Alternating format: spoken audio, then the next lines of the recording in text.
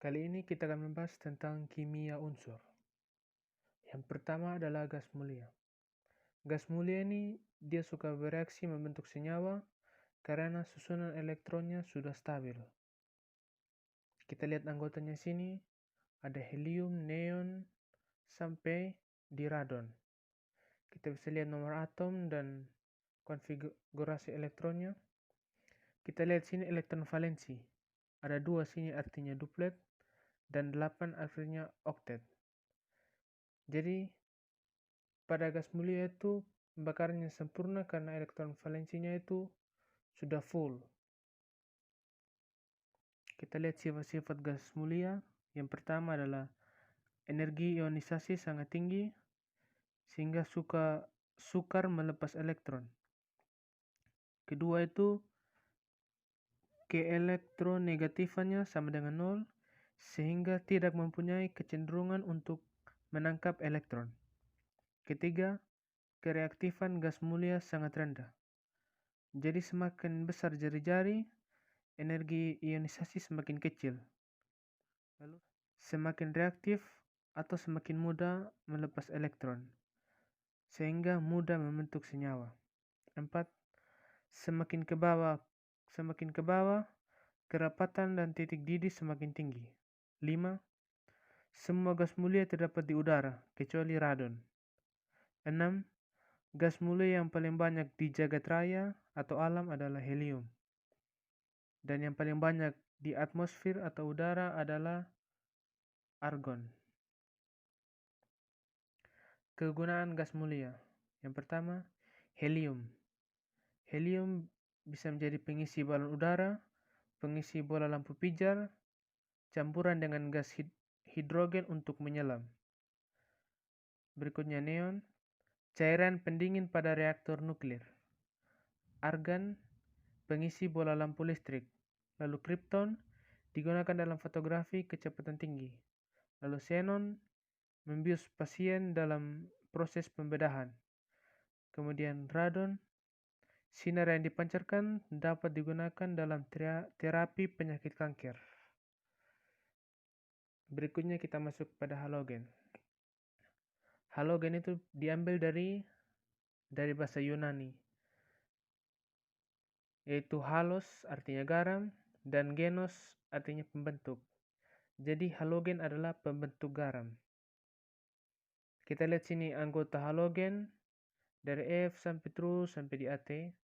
Kita lihat juga elektron valensinya ini stabil atau konstan. Sifat-sifat halogen.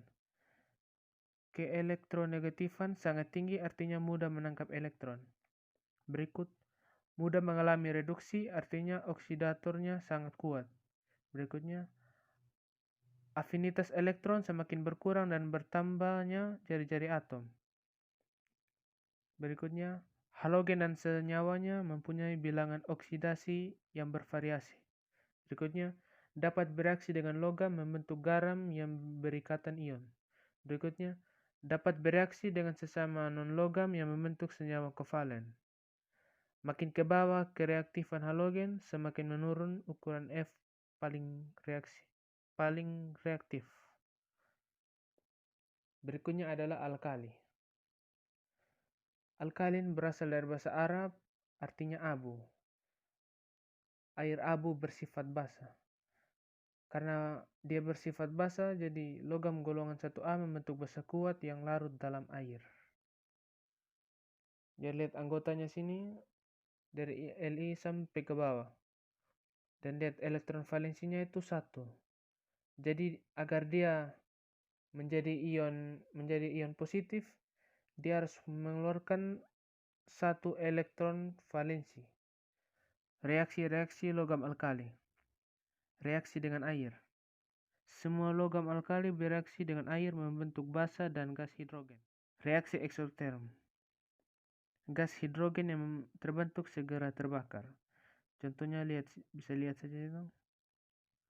Jadi yang kedua lagi, reaksi dengan hidrogen.